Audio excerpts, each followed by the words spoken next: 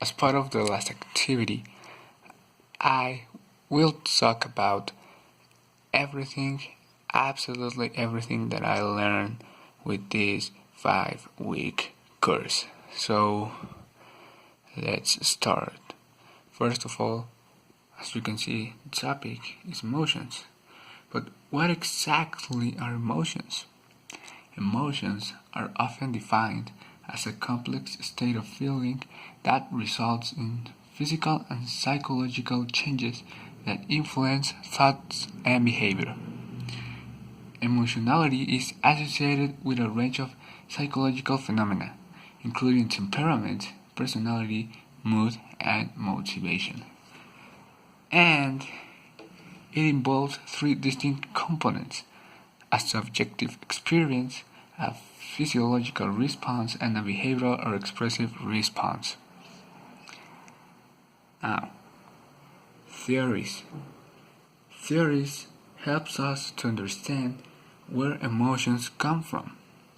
The major theories of motivation can be grouped into three main categories: physiological, cognitive, and neurological theories. Physiological theories suggest that responses within the body are responsible for emotions.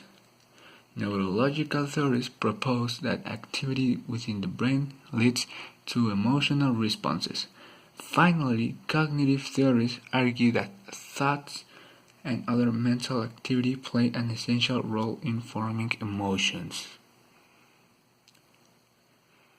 Now, a very important subject that, in my opinion, is relevant to talk about is sadness and depression and the differences.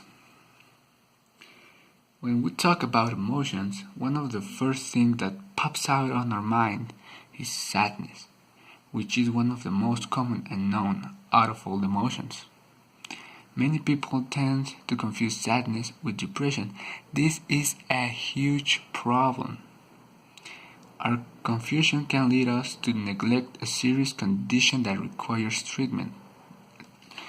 And with this I mean depression. Or, on the other end of the spectrum, overreact to a normative emotional state, which is sadness. And here's why the distinction is crucial. If we are depressed, it has a huge implications for our long-term mental health, psychical health, and longevity. Now, let's talk about the differences. As you can see here, the differences are huge in sadness and depression. Sadness is usually triggered by a difficult, hurtful, challenging, or disappointing event, experience, or situation. In other words, we tend to feel sad about something. This also means that when that something changes, when our emotional hurt fades, when we have adjusted or gotten over the loss or disappointment, our sadness remits.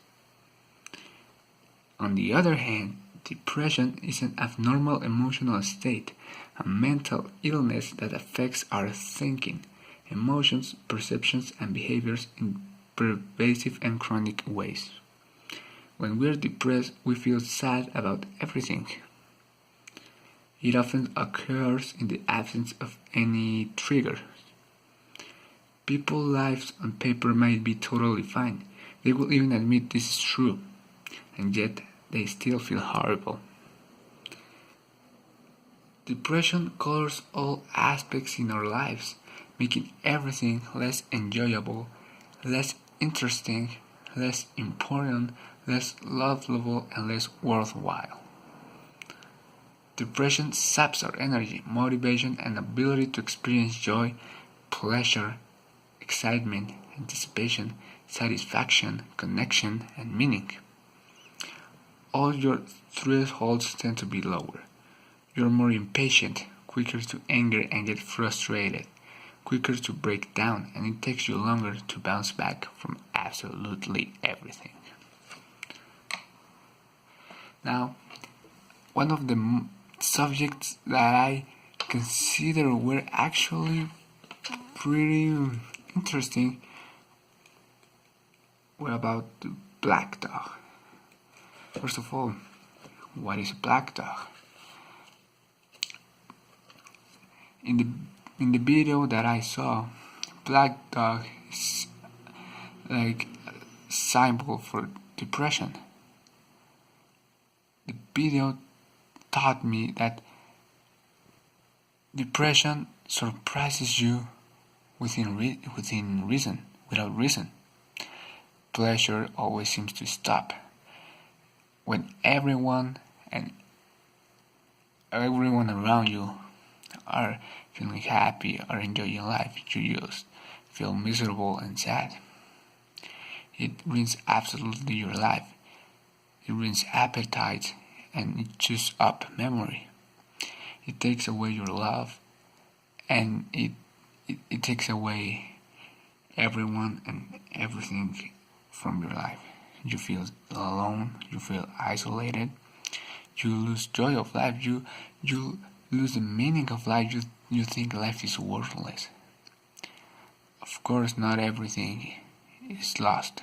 Black dog can be controlled, black dog can be teach, but that is up to you.